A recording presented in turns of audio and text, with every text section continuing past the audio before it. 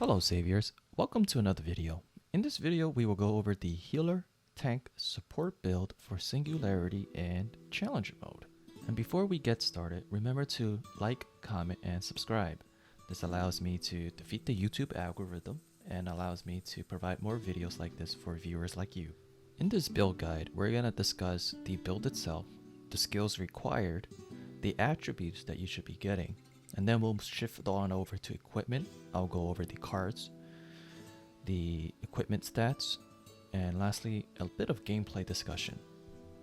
So for the build itself, it's Cleric, Paladin, Oracle, and Death Derbies. And the three key points for each class is, for the Paladin, it provides a barrier, and within the barrier, it can buff your magic or physical damage while pushing enemies away. You can have the art Devotion on, which allows you to absorb damage for the entire party. For the Oracle, Foretell is a magical circle that reduces the damage received by the enemies, and the other skill is Divine Might, which increases your skill level by 1. For Death Derbies, you want to cast within this skill rotation, and that is the Osirine, Lima, and Zemya statues. And what it does is it provides SP, a stat boost, and it reduces skill cooldown. For your skill rotations, it's pretty simple. For Divine Might, you start off with Divine Might, then you cast Osirine, Lima, and Zemya.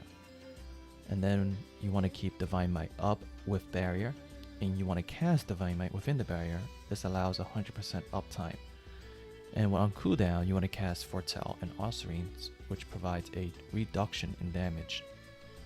For a more detailed explanation of every skill and attributes, you can jump on over to the timestamp below. But for the build itself, the Cleric, you want to get the max out enhanced arts for Heal and Guardian Saint, and you definitely need to get arts for Cloth Mastery Healing. For Paladin, you want to max out enhance for Stone Skin, Sanctuary, Resist Elements, and Restoration. Definitely get arts for Stone Skin, Iron Skin, Magical Aura, Restoration Spirit, Resist Elements, Enhance Element, Sanctuary, Release Physical and Magical, followed by Barrier, Holy Ground, Might, and Religious Vigor. For the Oracle class, you want to max out Enhance for Death Sentence and Foretell. I would prioritize both of those as well. And then get Art for Arcane Energy Reduce Damage, Increase Duration, Counterspell Duration, Prophecy Increase Damage, Death Sentence Slow, and Reset, followed by Divine Might Increase Count. For Death Derbies, you want to max out Enhance for Carve World Tree, Carve Attack, and then get Art for Carve Attack Create Statue and Osirine Divine Protection. For equipment cards, they're not really necessary, but it's great for survivability, and that is the blue cards Zara and Noelle. Purple cards include Stonewell and Gazing Golem. To increase your healing, you want to get cards that provide Spirit, and that is the Link Roller and the Rosalia card. The Rosalia is a bit more endgame, and it tends to be a bit more expensive, so I set my sights on the Link Roller instead.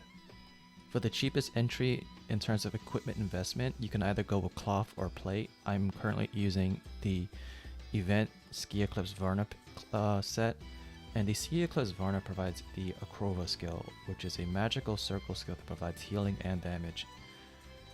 I set my sight on using a one-handed mace with a shield that goes along with the Akrova. And then for the fixed Ichors, I'm using the Ski Eclipse Compassion set, which provides stacks of healing. And for random Ichors, you want to aim for a blue offset such as medium, cloth, plate, depending on your item type, followed by the two primary skills such as con and spirit. For the purple line, you can go with black or evasion. Any combination of these will work, but the most important thing is the con and the spirit. To get the Akrova Legend Set enchantment requires Moramponia crowns. These are crafted using a recipe which requires filled Pomoka solutions and pleniums. You can purchase Pomoka solutions at the market, tends to be a bit more expensive, sometimes cheaper than buying it from the alchemist itself. Pleniums you can farm at monster level 430 and above. I usually do challenge mode 7 at the Outer Wall District 15 for them. Now in terms of the outstanding accessories, I'm running the Karna's Zesty bracelet, which can be bought at the Mercenary Badge shop. And then the free arc that we obtained from the questing from episode 12, and that is the Arc Spirit. And I'm using a Baruda Common Seal, which provides more healing and damage. Hey guys, so you want to be a healer and you want to do Singularities as a support build. Well, one of the best support builds for a healer class is the Cleric, Paladin, Oracle, and Death Derbies. And in this build, we're going to go over some simple things like What's the most important arts to get? What should I enhance? What type of equipment I should be using? And what about cards? So to start off, we'll use the cleric as the main class, and within the cleric build, we have heals, fade, and guardian saint. Now, what would you max out specifically for the cleric class? So you really want to prioritize maxing out heal, and you want to max out guardian saint. And guardian saint increases the caster's healing ability. In terms of arts, you definitely need cloth mastery, which provides attack. Your own attack is reduced by 5%, thereby increasing your healing for the amount of attack that is lost. You can have urgent target if you're doing challenge mode. Usually I turn this off for Singularity so I could utilize the wheel itself. Other arts you can get is remove targeting, Guardian Saint Fade, Fade Shift, which makes you invincible for 0.5 seconds. It's best used during emergency situations, and it decreases the damage received by 15%. Let's see.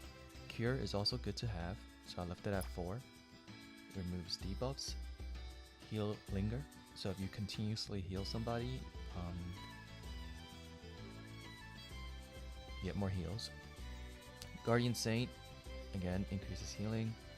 Physical stat Cleric, I turned this off only because it decreased my healing when I had it on. And then for the Paladin class, you want to max out, the skills you want to get first is Stone Skin, Restoration, Resist Elements, Sanctuary, and Barrier. And in terms of what to max out, I would max out the Stone Skin Enhance, I would max out Sanctuary, Resist Elements, and Restoration. But if you want to get Arts, which is a requirement for especially Barrier, you want to get Holy Ground, and within Holy Ground, the damage taken is reduced by 20%, and the damage through the barrier is reduced by 50%. And then within the barrier, you can turn on Devotion, which turns you into a tanking class for the entire party. So any damage the party receives will be redirected towards you. The Holy Ground barrier, and then depending on your party composition, if you have more DPS in your class, you want to run Barrier Might, which increases the physical damage of the physical DPSers. But if you're running with Elementalists, Wizards, you definitely want Religious Vigor on. So get Holy Ground, get Sanctuary Liberty Magic, Sanctuary Liberty Physical. Sanctuary increases allies' physical and magical defense within the range and provides additional holy property damage. So just Sanctuary, depending on what your party composition is, you want to turn on either physical or magical. And then Sanctuary Release, what it does is it increases the physical magical defense. So you can have this on or off, depends on your party composition. So max out Sanctuary Enhance as well. Again, Barrier Might and Devotion and Religious Vigor. Resist Elements, Enhance Element. This is also a good one. It's a buff that increases the damage of Holy and Psychokinesis, basically increasing elemental damage. And then you want to have Arts Magical Stat Paladin. I kept this on to increase my healing. Stone Skin, Iron Skin. This decreases the physical damage you receive. Restoration. And what is Restoration? Activates an aura that heals yourself and allies nearby. The amount of HP recovered increases 10% when Guardian Saint buff is active. Now, the great thing about Restoration is Restoration Spirit. It also recovers your SP instead of recovering your HP. So I actually keep this on to bring back my SP. Now, if your team comp already has somebody that's running Restoration, then I guess you can stick with SP, but if you're lacking on heals, I would turn this off. Stone Skin Magical Aura is another skill you can have if you're running against if you have low magical defense.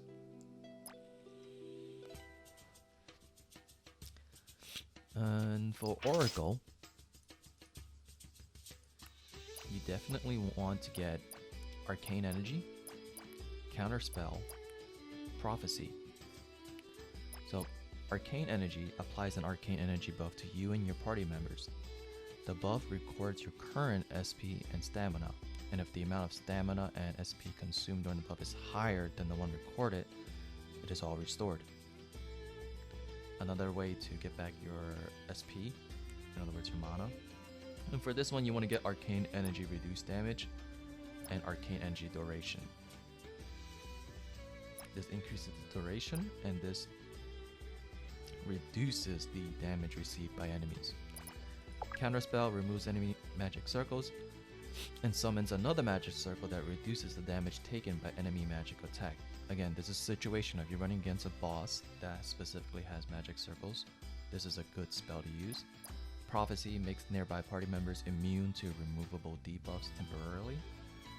Death Sentence. This is your attack skill.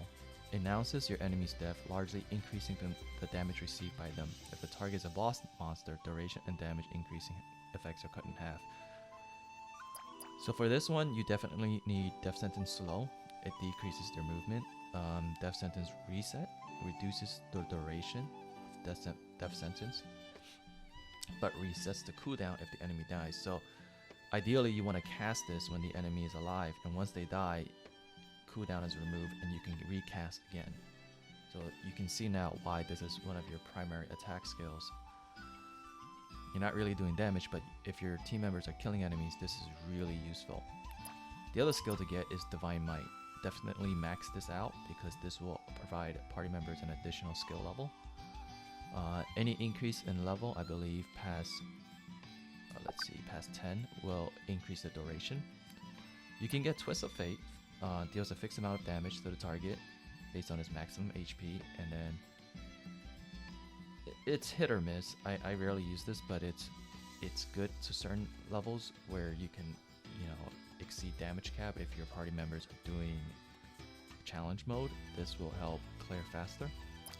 And Foretell summons a magical circle that interferes with the enemy attacks, reducing the damage received from enemies while inside the magical circle. Definitely max this out as a priority as well. In terms of other attributes, Arcane Energy, Reduced Damage, Death Sentence Enhance, Death Sentence Reset, Increased Count, Death Sentence Slow, Counterspell Duration, Arcane Energy Duration, Prophecy Increased Damage, and Foretell Enhance. The last class is Death Dervish, and within this class, you want to max out Statue of Goddess Zemnia. You want to get Carve Attack, Carve World Tree, Goddess Lima, and Goddess Osirine. In terms of skill rotation, how to cast this, you want to cast Osirine first, then Lima, and then Zemnia. What all of these does is it provides a stat buff, followed by a cooldown reduction of their skills, and then lastly, decreasing SP consumption. In terms of attributes, you want to get the Death Berries plant type damage. You want to do additional plant type damage. They're one of the most tankiest monsters in this game. Carve World Tree Enhance. Another one to get in terms of arts is the Statue of Goddess Osirine Divine Protection. This reduces the duration of Osirine by half, but any allies within the area of the statue take 20% less damage. This is very similar to Oracle's Foretell. I would rotate between them to decrease the damage received. For Foretell, it's actually damage taken reduced by 48%. So if this is on cooldown, you can actually run the Statue of Goddess Osirine art itself, followed by physical stat. I had this, but I turned it off only because I'm not running physical. You want to get out Carve Attack Enhance, and then Carve Attack creates statue. So what is Carve Attack? Carve Attack attacks the target using a carved knife.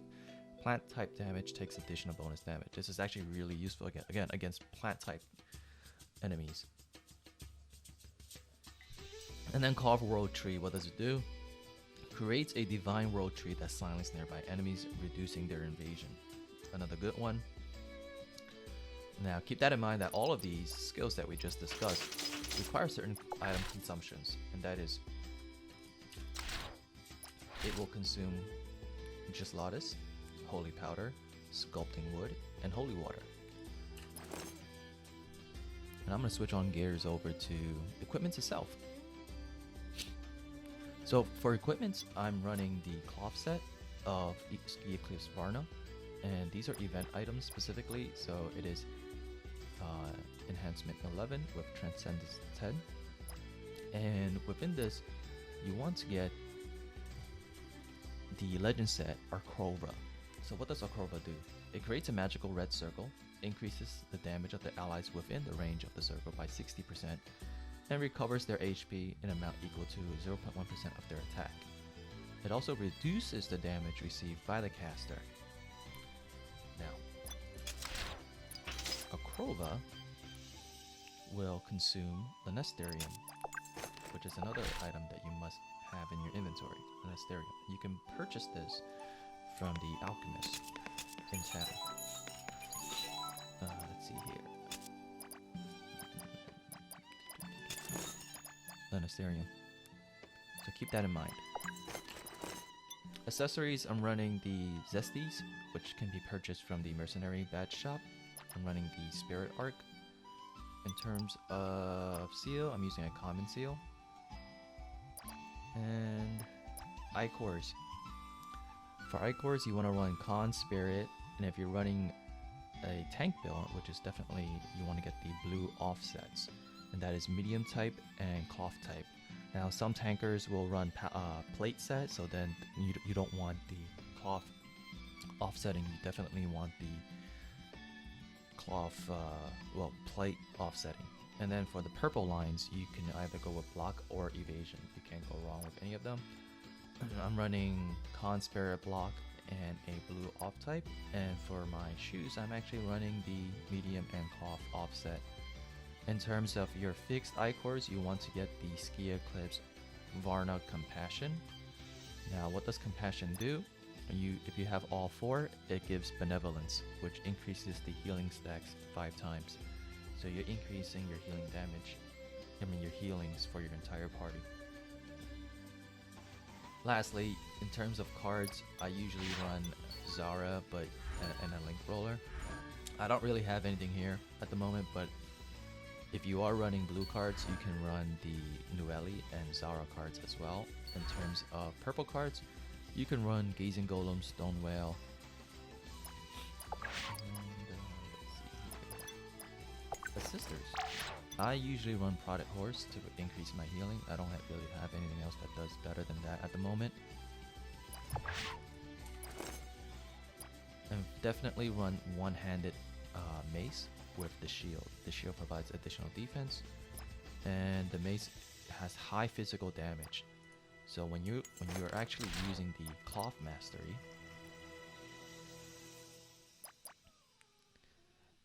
your attack damage is converted into healing. So having higher attack means higher healing if you have this on. And that's pretty much it in terms of equipment. So let's jump right on into in terms of skill rotation. So typically what I do in any Singularity or Challenge Mode event is that I would run 1, 2, 3, 4, 5. I have it set up here perfectly. And that is I run my Divine Might, cast Osirine, Zemnia, and Lima.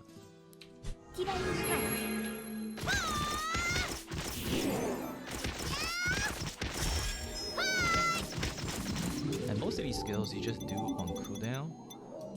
And then I buff my Stone Skin, Spirit, and Restoration to restore my SP. Now, in Singularity, the most important aspect is keeping your barrier up. That is pushing the enemies.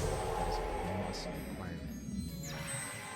You can also reduce damage on cooldown using Foretell. I like to play Sanctuary, followed by Arcane. And situational, you can use Prophecy, Cure, Twist of Fate, Resist Elements. Again, it's all very situational, depending on your party composition. Another key point is when you have your barrier up, you want to run Divine Might while within the barrier. And what this does is, this gives you a chance to keep the barrier up constantly. Now if you're healing, you can can use heal itself. So when mobs are coming, that use death sentence. And the moment they die, it resets the cooldown so you can use it again. So notice how I have my Divine Might up, my barrier up. With the proper setup and the cooldown reduction, you can have 100% uptime in the barrier. And again, run, foretell, and also use natural.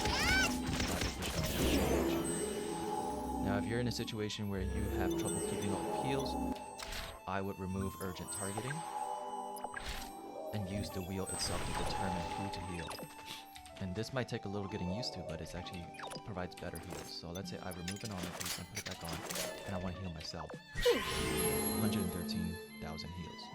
Now if I'm using urgent heal targeting, this actually reduces it. It's just a lazy way of healing. Not as effective anymore. So 11,000, not good. Let's see here. Akrova, another great the damage you do, you get that up in this situation. And that's pretty much it in terms of skill rotation.